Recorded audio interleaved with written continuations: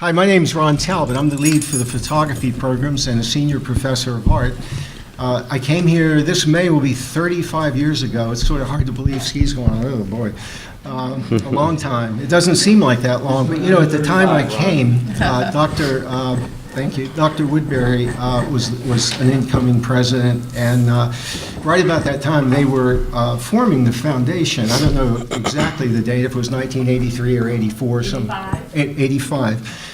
Jay Ebersols was the first executive director. Is that right, Lanny? Yes. And they were very passionate about the foundation. I thought I would never see people more passionate, but now that I know Liney and Ski, that's not the case.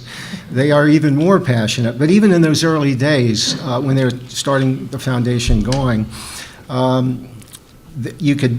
have a little red pin, and this is just a short story. I have a little red pin that I was working toward, because if you donated $1,000 to the foundation, which for a young professor was a fair amount of money, right? Especially after coming out of graduate school for 5 years.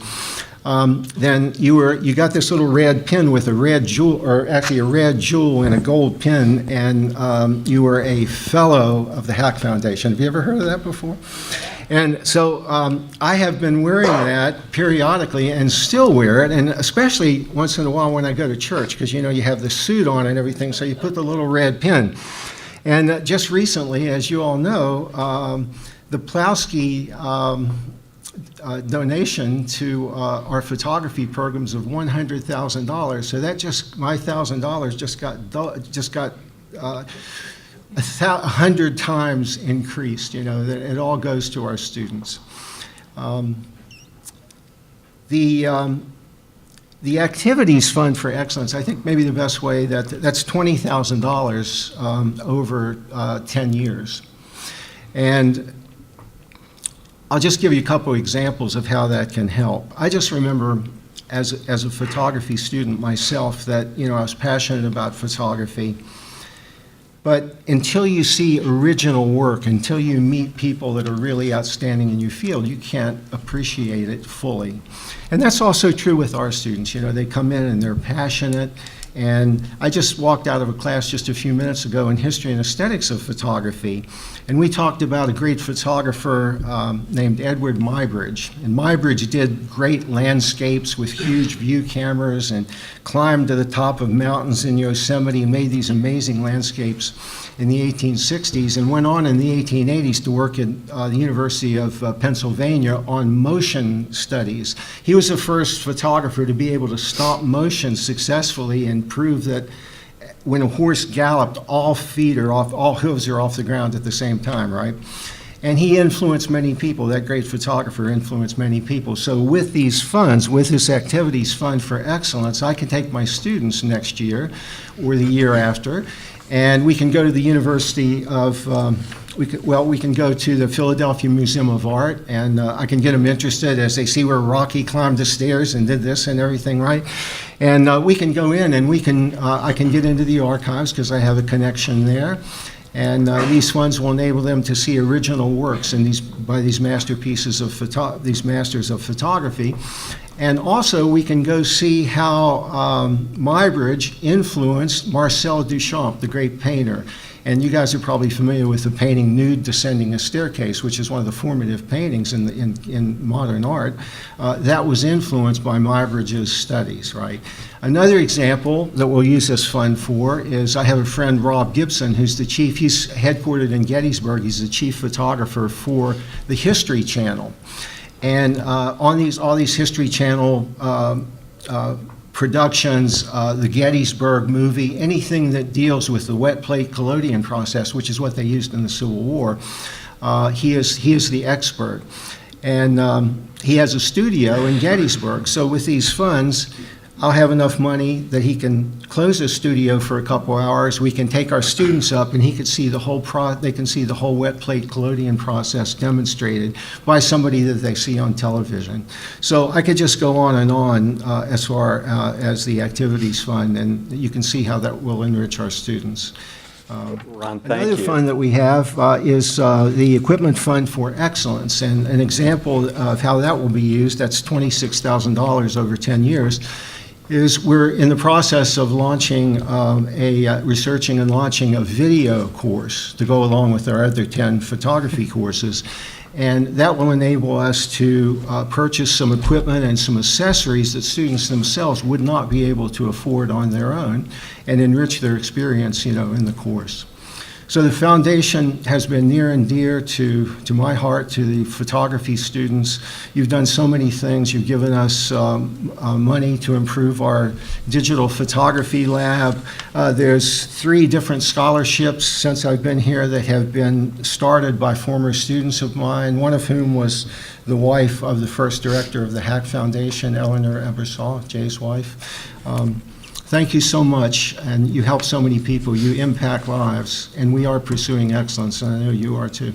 Thank you. Thank you, Ron. Always the teacher. So thank you very much, Ron. We're glad that you're in the classroom, and we're glad we can support you. Let's go on to Vic, if you don't mind. Just tell us a little about yourself, your title, your duties, and the time that you've been at HACC, and then we'll move on to Christine and Nicole. Absolutely. My name is Vic Rogers. I'm the Associate Provost for Workforce Development. Those duties include working with our school districts in all of the 11 counties that we serve, working with business and industry as well as our communities to engage them in finding creative solutions to their workforce development challenges. I've been at HACC a little bit short of the 35 years, 3.5 years, and look forward to this discussion as well as being a part of the Funds for Excellence. Great. Thanks, Vic. Christine. Good morning. My name is Christine Noack. I'm the chair of English. I was hired at HACC in late 2013 as the Dean for Student and Academic Success, and then within the past year transitioned into the chair of English. And I look forward to sharing with you some of the details about all of the exciting things we're doing for students in English. Thank you. Nicole. Hi, I'm Nicole Jeman. I'm the Associate Dean of Student Success here at HACC. I celebrated my 10-year HACC-iversary in January. I started at the Lancaster campus part-time as a part-time internship coordinator, and also was able to teach a similar foundational studies course. Moved to the Harrisburg campus as a full-time career services coordinator, and most recently as the Associate Dean of Student Success. So I look forward to talk to you about a women's conference that I was able to receive funding for last year. Thank you. Cindy. Good morning. I'm Cindy Doherty, the provost for the college, and last year I celebrated my 25th HACC-iversary, thank you, Nicole, with the college, starting as an English faculty member at the Lancaster campus for 5, 6, 7 years, then coming to Harrisburg in English, then as associate dean, and so on, in a number of positions. So I've had the opportunity to learn a lot about academic affairs and even campus operations, and look forward to talking with you about STEM funds for excellence and developmental education funds for excellence soon. Thank you. Thanks, Cindy. And Warren. Good morning. Warren Anderson, and I serve as the Chief Inclusion and Diversity Officer for the college, as well as the college's Title IX Coordinator. I have been here, I guess I'm the baby of the group, just under 2 years. It's been about 20 months, but who's counting? And my goal, my job, really is to cultivate an environment of inclusive excellence across the college. That includes working with our internal and external stakeholders to really build an environment characterized by inclusion and diversity, and just making sure that everyone who comes in contact with the college understands that our priority is truly inclusive, and to engage in any sort of initiative that really does prepare our students better to compete in a global marketplace. So I am looking forward with anticipation to talking about the funds for excellence, for inclusive excellence. So This is very exciting. Thank you, Warren. I wish we had 3 hours, because I know there's a lot that we can talk about, but we only have a few minutes. And so let me ask Nicole and Christine, if you don't mind telling us a little about what the Fund for Excellence has been able to do in your worlds. So like I had mentioned, in my role in career services, my goal in working with the students was to really get them prepared and offer them experiences to have success as they move on after HACC.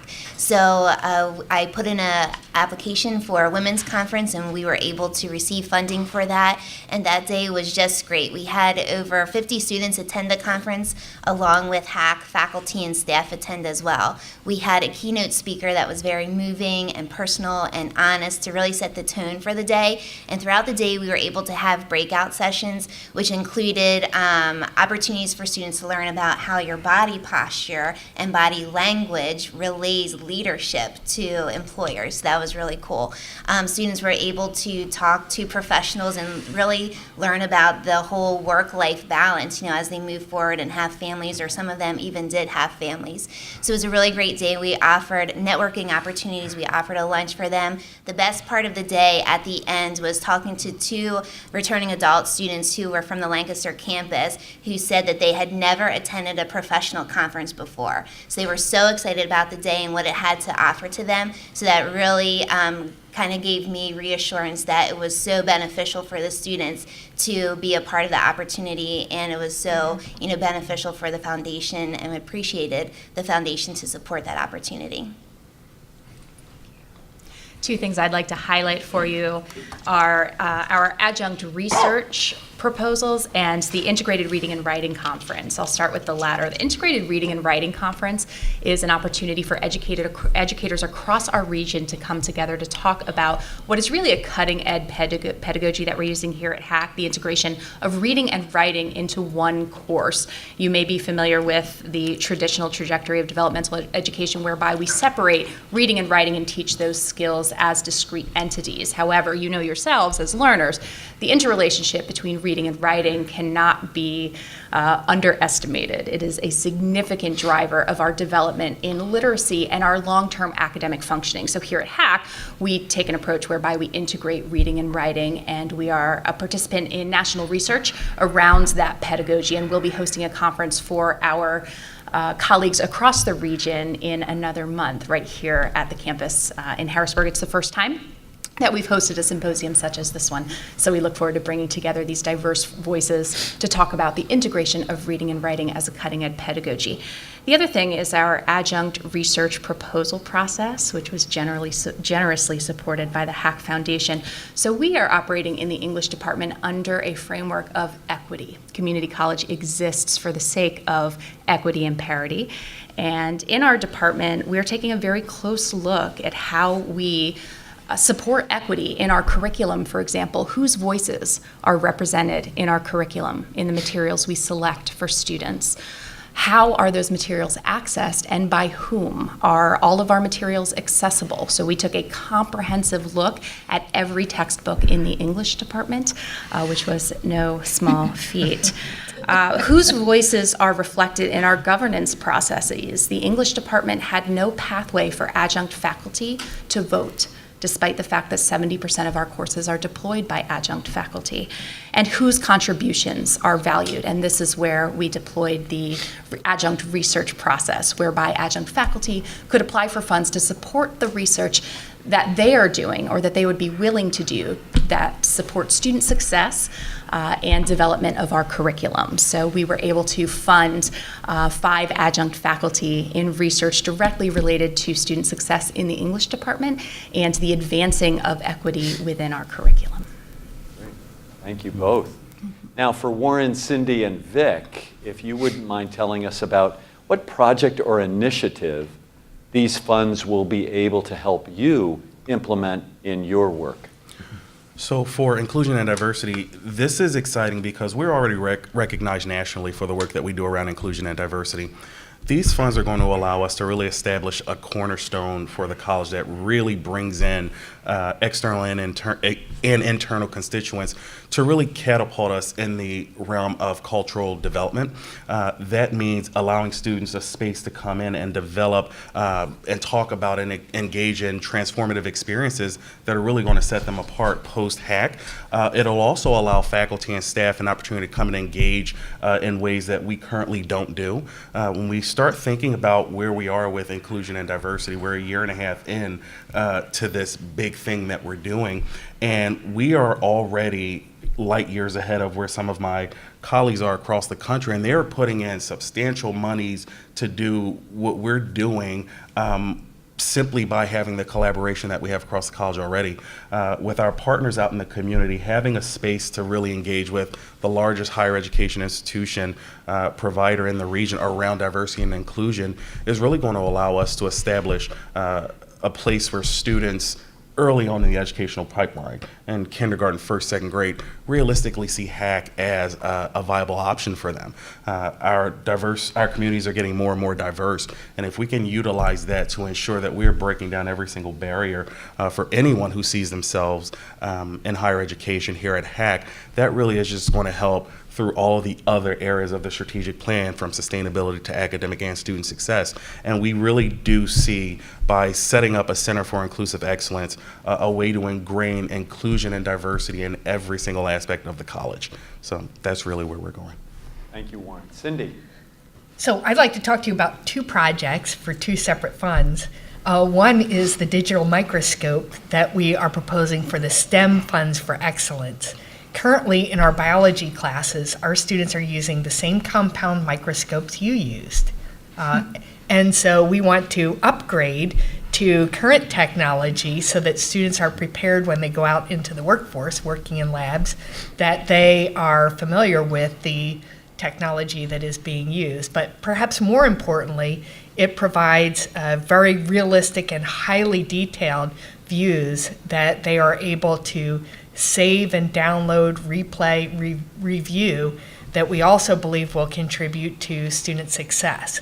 So the primary reason for this is not just to give them cutting edge technology, but actually to promote student success in all of our biology classes, which tend to be high risk, challenging classes for our students who are going either into science fields or healthcare fields. The second one I want to propose is support for our Developmental Education Fund for Excellence and a new in-class tutoring project that we have successfully launched at the Lancaster campus using campus funds. But to go big, we're looking for more of an investment from the college and therefore help from the foundation.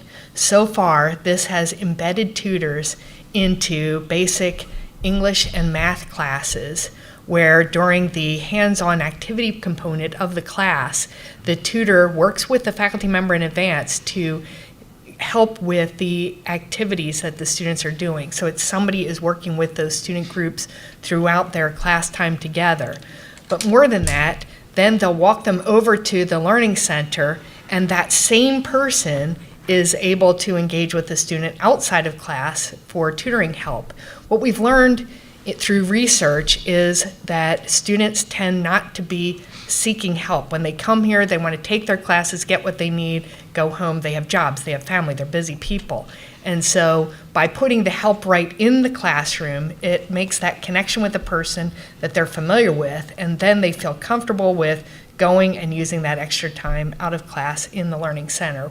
The statistics so far are very encouraging, with our retention rates for students in those in-class tutoring classes are significantly higher, more than double what they were in classes without the in-class tutoring. In addition, the number of visits to the Learning Center have gone from 1.5 visit per student to 22.4 visits per semester. So the success so far in one semester is amazing. We'd like you to continue to fund so that we can roll this out on all campuses so every student can take advantage of this. Thank you. Thank you, Cindy. And Vic, very quickly. Okay, just quickly, just a really brief background. Workforce development serves our industry the same way HACC serves our students. Our student-facing side. So what we've seen from the industry and business is a reduction in their workforce, a reduction in who's available. So that's forced us to be a little bit more innovative in how we try to meet those needs. So we've started working with our school systems to find ways to carve out some career pathways where previously it's only been college, because we know that need is there, not just from our manufacturing and business community, but from individuals as a whole. So we hope to be able to leverage these funds towards there. or really in step with this, we started looking at apprenticeship programs throughout HACC. We are the only college that has an advanced manufacturing apprenticeship program embedded within the college in the Commonwealth. We started the first hospitality apprenticeship program last year, which kicks off at the end of this month. So we're looking at ways to quickly get people in a position where they can contribute to our economy without taking on crushing student debt burdens. So we're hoping to use this funds for equipment, simulators, the highest level of technology available, because as you know, business is always on the cutting edge. So we as educators need to be in that same space with them, and we believe these funds will allow us to do so. Good, thank you, Vic. So bringing it home before the board members may ask some questions, what is one way that we may be able to educate the college community about these funds and the value of the foundation? So Ron, why don't we start with you? Well, I think I jumped the gun, so I probably You set the need to pace. cut back. Need to You cut set back the on my pace. coffee a little, maybe.